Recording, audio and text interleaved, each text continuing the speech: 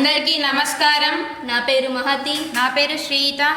ఈరోజు మనం పొగదల పెట్టని భవిష్యత్తు ఒక మేల్కొల్పు నాటకాన్ని చేయబోతున్నాం. ఇది రవి కథ. ఓ తెలివైన విద్యార్థి తాను దారి తప్పిన ఆశ మాత్రం కోల్పోలేదు. ముందుగా ఇంటి దగ్గర మొదలు పెడదాం. రవి ప్రేమతో చూసే తల్లిదండ్రులతో ఉంటాడు. తండ్రి మోహన్ గారు, తల్లి సీతమ్మ గారు. రవి బేట, నువ్వు బాగా అన్నం తినట్లేదు, ఏమైంది? ఏం కాలేదమ్మా, కాస్త అలసిపోయాను.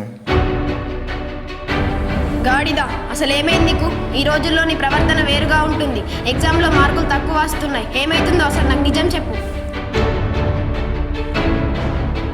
నిజంగా ఏమైందో చూద్దాం. రవికి ఇద్దరు స్నేహితులు అమిత్, రాహుల్ బయట వేచి చూస్తున్నారు.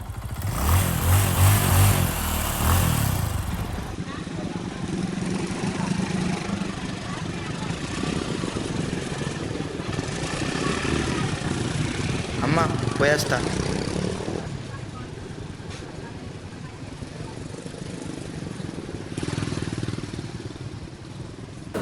మామా నమస్తే. అరే దిగరా.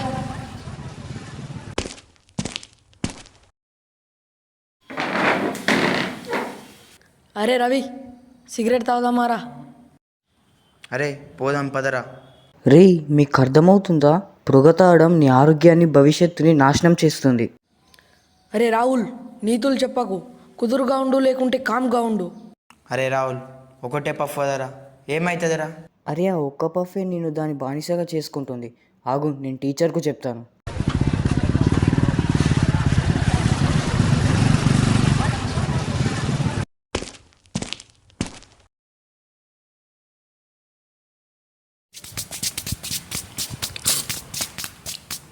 అన్నా, ఒక సిగరెట్ ఇయ్యు. అరే తమ్మ, ఏ సిగరెట్ కావాలి? అన్నా, అమెరికన్ ఇచ్చేయి. అరే అన్నకి ఇచ్చేరా సిగరెట్. ఏ సిగరెట్ అన్నా? అమెరికన్. సరే అన్న.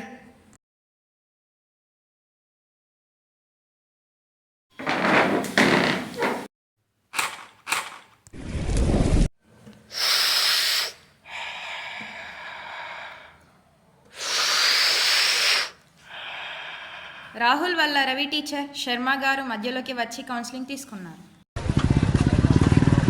సార్ అగున్ సార్, చూడండి సార్, అది అక్కడక్కడ.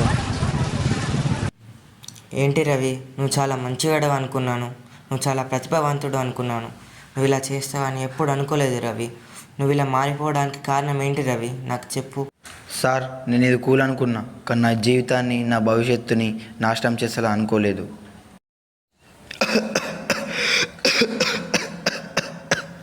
అరే రవి, ఏమైందిరా?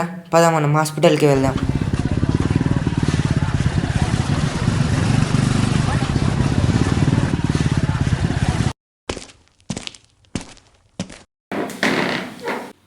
నమస్తే డాక్టర్ గారు, ఇతనికి ఆరోగ్యం బాగాలేదు, ఏమైందో కాస్త చెప్పారా డాక్టర్ గారు?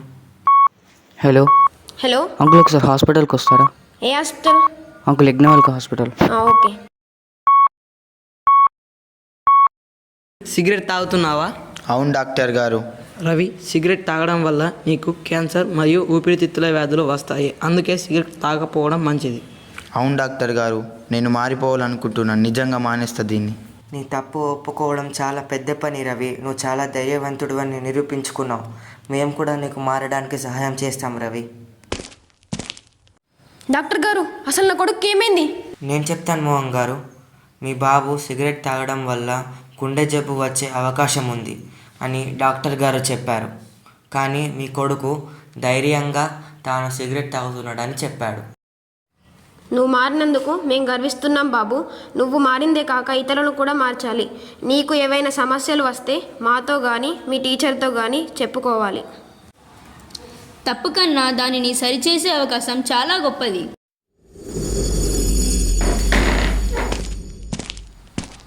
రవి మారిపోయిన వాడిగా ఇంటికి తిరిగి వచ్చాడు. తల్లిదండ్రులు ఊపిరి పీల్చుకొని గర్వించారు. ఇప్పుడు రవి తన పాఠశాలలో పొగాకు విముక్తి నడిపిస్తున్నాడు, ఇతరులను ప్రోత్సహిస్తున్నాడు.